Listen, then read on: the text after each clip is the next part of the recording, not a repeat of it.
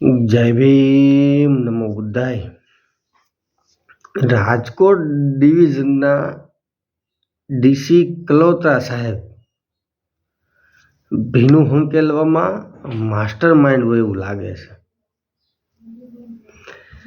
રાજકોટ ડેપોમાં છેલ્લા 2-3 વર્ષથી DT list બનાવવામાં એક ટીસી એનડી ગઢવીને ગેરકાયદેસર રીતે બેહાડવામાં આવે છે. જ્યારે ટીસીની ઘટ હોય ત્યારે જનરલી ડ્રાઈવર કંડક્ટરને બેહાડવામાં આવતા હોય. તો આ ભાઈ એનડી ગઢવીને હું યુનિયનના આગેવાન છે એટલે બેહાડે છે કે પછી આ ભાઈને કાંઈ મામા માસીના વ્યવહાર છે? લીગલી તો આ કામગીરી જે એણે એટીઆઈની પરીક્ષા પાસ કરી હોય તેને હોપવાની હોય છે. તો પછી આ ડીસી હું પોતાની પેઢી હલાવે છે તો સારું લાગે એને સારી એવી જગ્યા મળતી હોય ત્યાં બેહાડી દે છે. મને ખ્યાલ છે ત્યાં સુધી જો કોઈ યુનિયનનો હોદ્દેદાર ડ્યુટી લિસ્ટમાં બેહે તો કર્મચારીને દબાવી, ધમકાવી, લાઈન ફેરવી દેવી, બદલી કરાવી નાખવી, આવી ધમકીઓ આપી અને પરાણે લવાજમ લેવું હોય એટલે ડ્યુટી લિસ્ટમાં બેહાડે તો આ કામગીરી એકદમ શાંતિથી આસાનપૂર્વક થાય. એટલે આજે લવાજમના પૈસા આવે છે અને જે ઉઘરાવા માટે આ લોકો ડીસી અને યુનિયનના હોદ્દેદાર જે રાજકારણ કરી આજે એનડી ગઢવીને ડ્યુટી લિસ્ટમાં બેહાડે છે, એમાં હું ડીસી ભાઈને કાંઈ ભાગ તો નથી ને? કાંઈ કમિશન બમિશન તો નથી મળતું ને? તો આ ભાઈને તમે ત્યાં ડ્યુટી લિસ્ટમાં બેહાડો છો, હું આપણે કાંઈ પોતાના બાપની પેઢી હલાવીએ છીએ? કલોત્રા સાહેબ તો આપણે આપણી મનમાની કરીએ છીએ. બીજું એક બાહોશ યુનિયનના હોદ્દેદાર અનિરુદ્ધ ઉર્ફે શંભુભાઈ જે ક્લાર્કમાં 15 વર્ષથી બેઠો પગાર રાજકોટ ડિવિઝનમાં ખાય છે. જ્યારે સારું લાગે ત્યારે 15 દિવસે, 20 દિવસે, 10 દિવસે હાજરી ભરાવી અને પાછું ઘર ભેગા થઈ જવાનું. અને આ જે ડીસી ભાઈ છે એ એને બેઠો પગાર ચૂકવે છે. આ પહેલાંના સમયની અંદર નોકરીએ ન જવું હોય અને અધિકારીઓ જે હોય એની નોકરી બીજાની પાસે કરાવી લેતા હોય, અડધો પગાર લેતા, એવી અત્યારે આદરી નથી ને કે આજે અનિલ ઉર્ફે શંભુભાઈ છે કે યુનિયનના હોદ્દેદાર છે એના હિસાબે આ હકાવો છો કે અનિલ તમને કંઈ અડધો પગાર આપે છે તો તમે આવા તાગડધીના હાકો છો અને પોતાની પેઢી હોય એવી રીતે તમે રાજકોટ ડિવિઝનના જેટલા પણ ડેપો છે એની અંદર આ કામગીરી હલાવો છો. સુરેન્દ્રનગર, મોરબી, આ બધે યુનિયનના જ હોદ્દેદારો ડ્યુટી લિસ્ટમાં બેસે છે.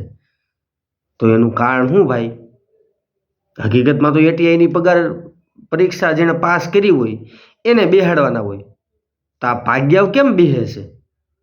ભાગ્યાને બેહાડવાનું કારણ માત્ર ને માત્ર કે આજે ડીસી કલોત્રા છે ને એનો ભાગ લાગતો હોય ક્યાંક ને ક્યાંક. આ જે એનડી ગઢવી છે, પછી આજે અનિરુદ્ધસિંહ,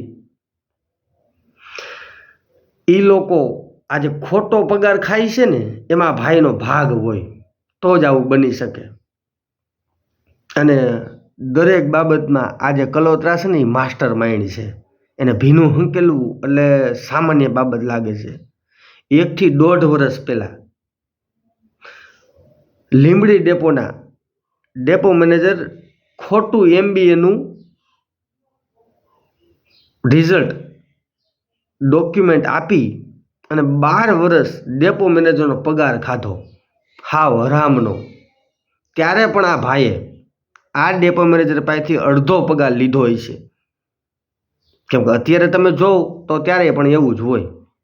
એટલે આ મિલીભગત કરી અને ભાઈ બધાની પાસેથી અડધા અડધા પગાર ખાતા હોય એવું આપને લાગે છે. બાકી આવું હાલે નહીં. હાલ સુધી એ ભાઈને બરતરફ તો કર્યા, જે ડેપો મેનેજર, જે કૌભાંડી ડેપો મેનેજર, હારવાર આ ભાઈ પણ કૌભાંડી હોય એવું લાગે છે આપને. તો એની ઉપર કાયદેસર ફોજદારી ગુનો દાખલ થાય. કેમ ભાઈ કાંઈ ન કર્યું? ભીનું હકેલી લીધું. અને આ ભાઈને એ બાબતે, આ જે ડીસી ભાઈ છે ને, આપણે એને એ બાબતે ફોન કર્યો તો ભાઈ એમ કહે છે કે હું જોવડાવી લઉં છું. એટલે તે એક વ્યક્તિને બરતરફ કર્યો છે. 12 વર્ષથી આ સરકારનો પગાર હરામનો ખાય છે, ખોટા ડોક્યુમેન્ટ આપી એને બરતરફ કર્યો છે. ને પાછું અમને એમ કહો છો કે મારે જોવડાવવું પડશે. શું કરે? યાદ શક્તિ નથી કે પછી જવાબ દેવાની તેવડ નહોતી એટલે ફોન કાપી નાખ્યો? ઘણા ખરા ડેપો મેનેજરના ડીસીને મારો ફોન નથી ઉપાડતા. નરેશવાળાનું નામ પડે ને ત્યાં ફોન બ્લેકલિસ્ટમાં નાખી દે છે. તો હું તમે કૌભાંડી છો ભાઈ બધાય? તો તમારા જવાબ દેવાની તેવડ નથી, જવાબ દેવાની એટલી હિંમત હાલતી નથી. હું તમે કાંઈ ને કાંઈ કાંડ જ કરો છો ને. જે ડેપો મેનેજર, ડીસી, એટીઆઈ મારો ફોન નથી ઉપાડતા ને એ 100% કૌભાંડી હશે ને ક્યાંક ને ક્યાંક કાળા કામ કર્યા હશે, ક્યાંક ને ક્યાંક લોકોને હેરાન કર્યા છે. તો જ બાકી ઘણા ખરા ડેપો મેનેજર મારી યારે વાત કરે જ છે, ડીસી મારી યારે વાત કરે છે. એને કોઈ જાતનો ડર ન હોય. શું કામે? કેમ કે ખોટું કર્યું જ ન હોય. ડર કોને લાગે? જે વ્યક્તિએ ખોટું કર્યું હોય એને. ઘણા સમય પહેલાં એક ઓડિયો ક્લિપ વાયરલ થઈ હતી. 1 લાખ રૂપિયામાં એક ડ્રાઈવરને પોસ્ટિંગ આપ્યું. એના માર્ક હતા નહીં તો પણ 1 લાખ રૂપિયા એટલે નોકરી મળી ગઈ. એટલે હું તમે એસટીની અંદર આવા કૌભાંડી જ બધા ભેગા થયા છો? આજે ડેપો મેનેજર, લીંબડીનો ડેપો મેનેજર 12 વર્ષથી ખોટા ડોક્યુમેન્ટ ઉપર નોકરી કરતો હતો. તો જે તે સમયે ડોક્યુમેન્ટ તપાસ્યા, વેરીફાઈ કર્યા ત્યારે તમે હું ધ્યાન નથી આપ્યું? કે પછી તમે પૈસા લઈને જ નોકરીએ લાગ્યા છો બધા? અને આજે આવા કૌભાંડ કરતા હોય ને એ લોકો કાયદેસર રિશ્વત આપી અને પછી જ નોકરી લાગ્યા હોય. તેવડ તો હોય નહીં કાયદેસર નોકરી લેવાની. કેમ કે આ નાલાયકો હંમેશા નાના કર્મચારીઓને જ હેરાન કરતા હોય છે. મોટા તો એના બાપ હોય એટલે એને તો એની પાસે તો એનો વાળ વાંકો થાય નહીં. આજે રાજકોટ ડેપોની અંદરથી આપણે ઘણી ફરિયાદો આવે છે. આજે એક આપણા મિત્ર એસટીના જે કર્મચારી ગજેન્દ્રસિંહ ઝા, મને ખ્યાલ છે ત્યાં સુધી ગજેન્દ્રસિંહ, મને કદાચ નામમાં મિસ્ટેક થતી હોય તો આજે કેમ્પિયલ બાબતે જસદણ ડેપોની અંદર એ ભાઈ નોકરી કરતા હતા. કેમ્પિયલ બાબતે આજે એ ભાઈએ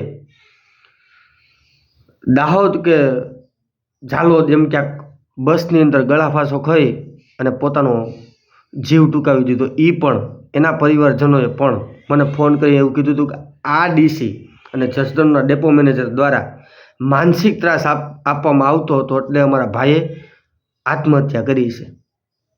તો તમે હું લોકોને આત્મહત્યા કરાવવા માટે નોકરીઓ લીધી છે? નાના કર્મચારીઓને હેરાન કરવા છે? આ ડેપો મેનેજર ઉપર ફોજદારી ગુનો દાખલ કરાવો ભાઈ, કે પછી ત્યાંથી લઈ લીધા છે? 12 વર્ષનો પગાર રિકવરી નથી કર્યો. કેમ ભાઈ? તમારા બાપના ખજાનામાંથી તમે પગાર આપ્યો તો? આ લોકોના પરસેવાની કમાણીના પૈસા છે. તમારા બાપની પેઢીઓમાંથી તમે પૈસા નથી આપતા, તમારા બાપની મિલકતમાંથી નથી આપતા, કે તમારી પ્રાઇવેટ પ્રોપર્ટી હોય ને તમે પગાર આપ્યા હોય. જ્યાં હોય ત્યાં ભીનું ધાળા હોંકોલો છો. થોડોક સમય ખમો, તમારું કોઈ ભીનું હુંકેલવાવાળો મળશે નહીં. થોડોક સમય ખમો. આ યુનિયનવાળા જ્યાં હોય ત્યાં દાદાગીરી કરીને આવી રીતે ડીટી લિસ્ટમાં બેસે છે અને ખોટા લવાજમ લે છે અને ડ્રાઈવરોને ધાકધમકીથી હેરાન પરેશાન કરે છે. તમારો થોડાક જ સમય છે, બહુ લાંબો સમય છે જ નહીં. તમારો ઘડો ભરાઈ જ ગયો છે. આગળના વિડીયોમાં પણ મેં કીધું તો ખાલી છલકાવવાનો બાકી જ છે.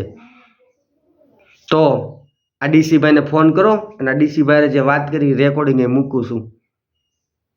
આજે એનડી ગઢવી, અનિરુદ્ધસિંહ ઉર્ફે શંભુભાઈ, આ બધા જે બેહીને ખોટો હરામનો પગાર ખાય છે ને એ લોકોને ફોન કરીને પૂછજો. જો બને તો નંબર નાખું જ છું ગોતીને. હજી મળ્યા નથી, પણ હમણાં નંબર ગમે એની પાસે માગેલો છું. કેમ કે જે લોકો દબાયેલ કચડાઈ ગયેલા જે લોકો હેરાન પરેશાન થાય છે ને, એ લોકો તો નરેશવાળાના સહકારમાં કાયમી માટે છે જ. ભલે હું સમજુ છું ખુલ્લેઆમ નહીં આવી શકે, પણ એક સમયે તમને લોકોને પણ હું ખુલ્લેઆમ રોડ ઉપર લાવીને દેખાડીશ, અને તમારામાં એટલી હિંમત ભરી દઈશ કે આ નાલાયકો આજે કૌભાંડ કરીને જે નોકરી લીધી છે, રિશ્વત દઈને જે નોકરી ઉપર આ ચડ્યા છે ને, એની આપણે નાની યાદ કરાવી દેવાની છે. તમારો સહકાર પૂરો જોઈએ. કરો આ ભાઈ ડીસી કલોતરાને ફોન કરો અને પૂછો કે લીમડી ડેપો મેનેજરનું ભીનું હંકેલું એમાં કેટલા લીધા.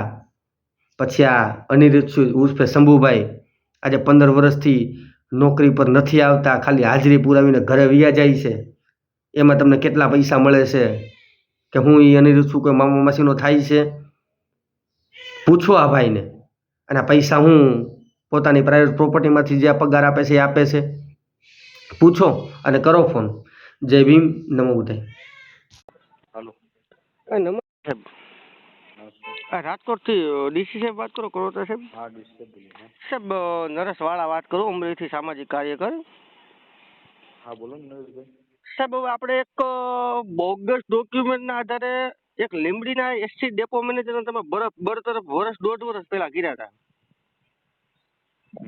કેવું પડે સર તપાસ કરી લઉં સાહેબ આજે એક 12 વર્ષથી ડોક્યુમેન્ટ ખોટા દઈ અને નોકરી ઉપર ચડેલો વ્યક્તિ છે, અને એને તમે બરતરફ કર્યા ને તમે એમ કહો કે મારે જોવું પડે સાહેબ, ગજબ કહેવાય. હા જોઈ લઉં છું હો પેલા સાહેબ મારી વાત તો સાંભળો. હલો.